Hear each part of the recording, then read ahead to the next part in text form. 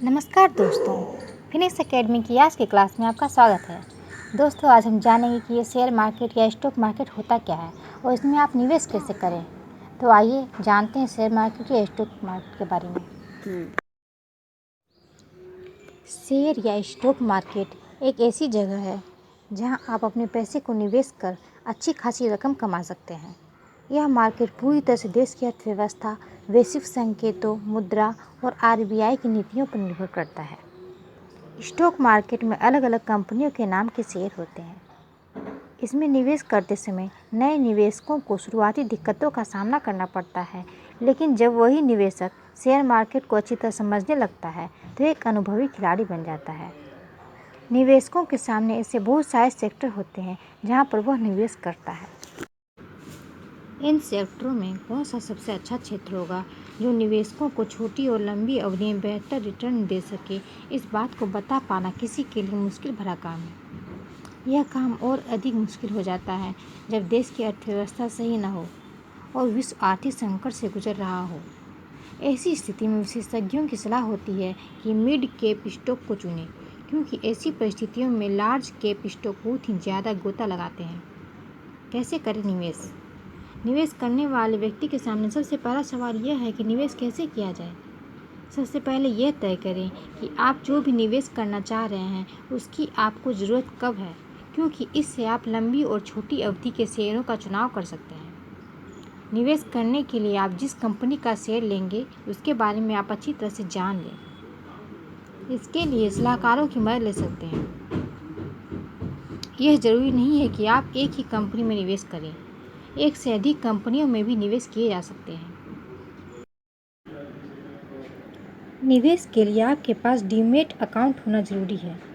इसके लिए आपको किसी बैंक या शेयर खान, रिलायंस मनी और इंडिया इन्फोलाइन जैसी शेयर ब्रोकरेज कंपनियों से संपर्क करना पड़ेगा।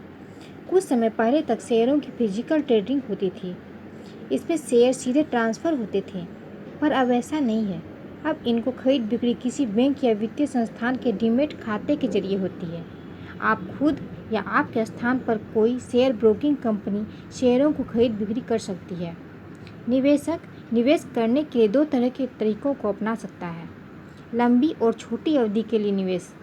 छोटी अवधि में खरीदे गए शेयर को निवेशक 3 से 6 महीने के लिए अपने पास रख सकते हैं, जबकि लंबी अवधि में खरीदे गए शेयर को 6 महीने से ऊपर तक अपने पास रख सकते हैं।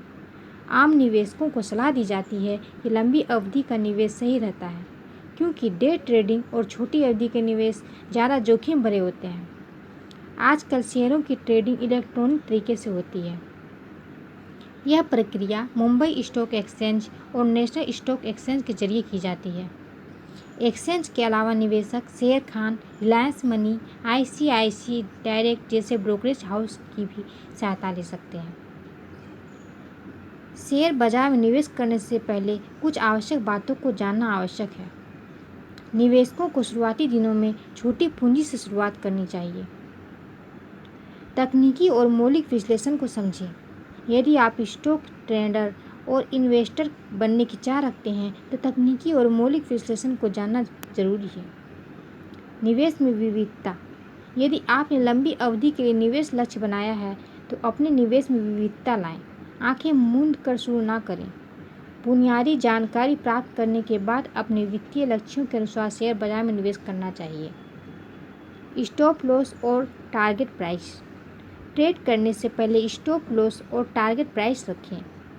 डेमो ट्रेडिंग खाते का उपयोग। व्यापार सटीकता में सुधार लाने के लिए डेमो ट्रेडिंग अकाउंट का उपयोग करें।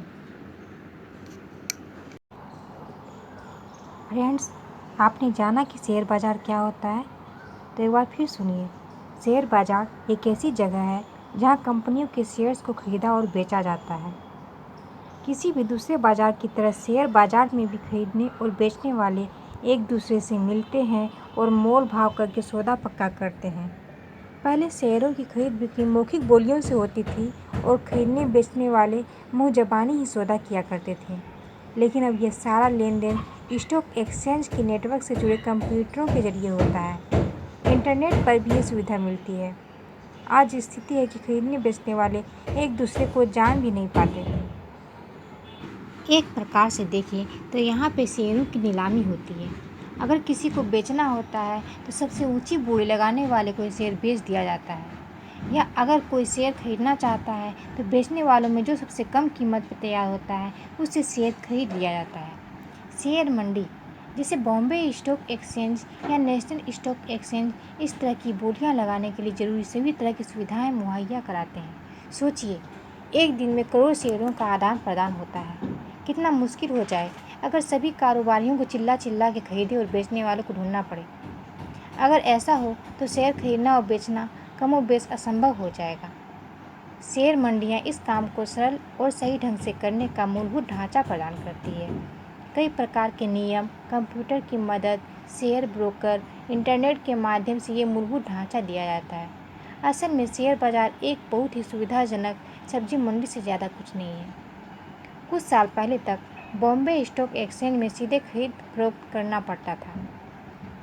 पिछले कुछ सालों में कंप्यूटरों और इंटरनेट के माध्यम से कोई भी घर बैठे शेयर्स को ऑनलाइन खरीद और बेच सकता है।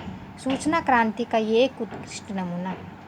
जो काम पहले कुछ पैसे वाले लोग ही कर सकते थे, अब वो एक आम आदमी भी कर सकता है। शेयर बाजार को दो वर्गों में बांटा जाता है। पहला प्राइमरी मार्केट और दूसरा सेकेंडरी मार्केट। प्राइमरी मार्केट में कंपनियां स्टॉक एक्सचेंज में पहली बार सूचीबद्ध होती है और अपने शेयर जारी करती है। कंपनियां आईपीओ, इनिशियल पब्लिशिंग ऑफरिंग के जरिए अपने शेयर पहली बार शेयर बाजार में इशू करती है और बाजार से पूंजी जुटाने का प्रयास करती है। सेकेंडरी मार्केट को एक्सचेंज ट्रेडिंग मार्केट भी कहते हैं।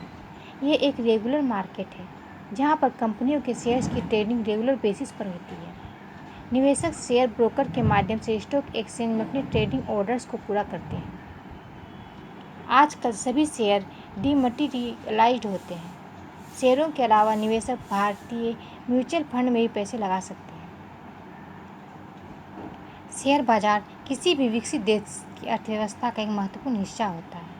जिस तरह से किसी देश, गांव या शहर के विकास के लिए सड़कें, रेल यातायात, बिजली, पानी सबसे ज़रूरी होती है, वैसे ही देश के उद्योग के विकास के लिए शेयर बाजार जरूरी है। उद्योग धंधों को चलाने के लिए कैपिटल चाहिए होता है, ये उन्हें शेयर बाजार से मिलता है। शेयर बाजार के माध्यम से हर आम आदमी बड़े से बड़े उद्योग में अपनी भागीदारी प्रदान कर सकता है। इस तरह की भागीदारी से वो बड़े उद्योगों में होने वाले मुनाफे में बराबर का हिस्सेदार बन सकता है।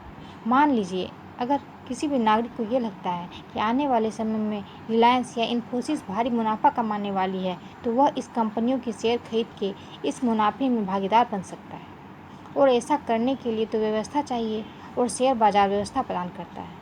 एक अच्छा शेयर बाजार इस बात का ख्याल रखता है कि किसी भी निवेशक को बराबर का मौका मिल सके। दोस्तों, आपको ये वीडियो कैसा लगा आप कमेंट करके ज़रूर बताएं, और हाँ, हमारी वीडियो को लाइक और सब्सक्राइब करना ना भूलें। धन्यवाद।